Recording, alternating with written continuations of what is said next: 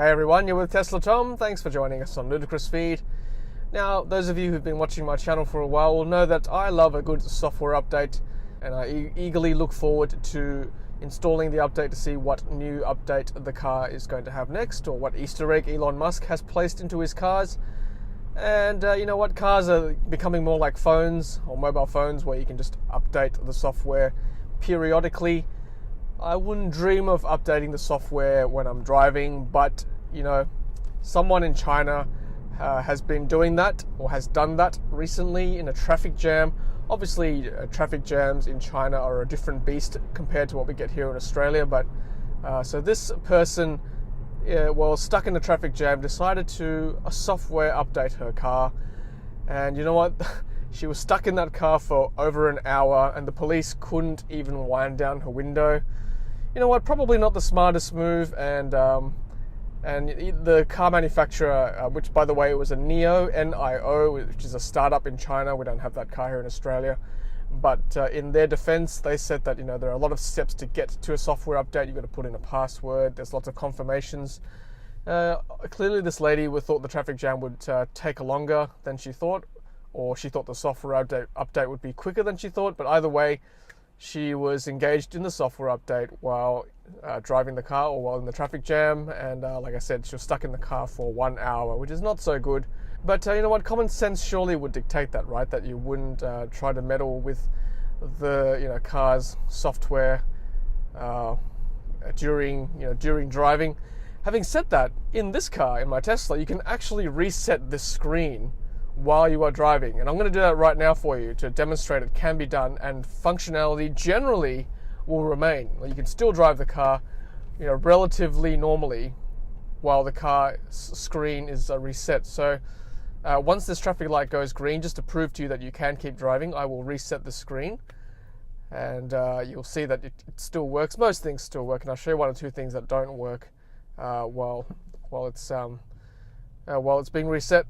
So to reset the Tesla screen, now that we're driving again, you push on these two knobs here. You hold them down for 3 or 4 seconds. I'm doing that right now. You can see the screen has gone black, which means it's resetting, and clearly my car is still driving. It's still moving, still keeping to the speed limit. The airbag sign has come up. So I wonder what that, maybe the airbag's not working. That's one thing that's not working, or at least it's not picking up the signal from the airbag. So it should come back pretty soon. You'll see the big T sign as it is resetting. And I'm at the light again, but there's the big T sign. It's going through its rebooting sequence. But yeah, so the Tesla still resets and still manages to drive while it's being reset. And we'll just wait here while the screen comes back up, and here we are. That's the, all that kind of thing. Now, one thing I can't demonstrate to you because we're not at a corner, but when you put the indicator on, the blinking noise is gone when the screen's being reset. So that's one thing that's missing when you reset the screen.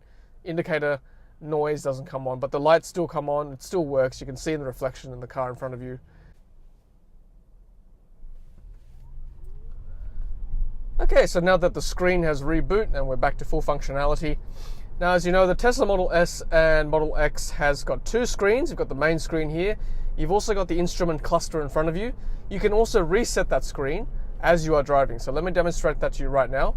To reset the instrument cluster, you actually hold on to the top two buttons over here with 2 fingers. So for 3 or 4 seconds as per this screen. So let's have a look now. And hold it down.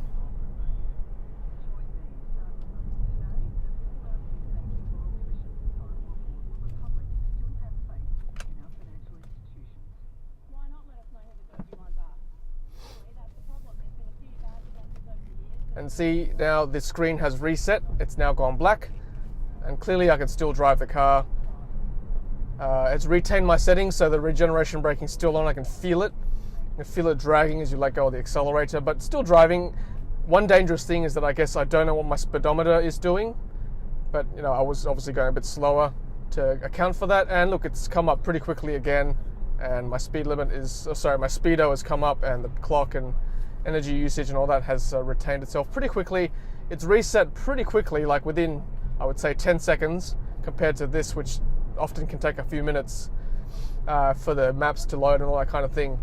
So there you go, guys. You can reset the screen and the instrument cluster as you are driving, and the car will still drive normally. And importantly, this instrument cluster resets pretty quickly, so you get your speedometer back very quickly. Alright guys, well thank you very much for watching this morning. Hopefully you guys are having a lovely day wherever you are in this world. Thanks for watching, guys. Don't forget to like, comment and subscribe. Thanks for supporting the channel. Look after yourselves today. And as always, happy charging.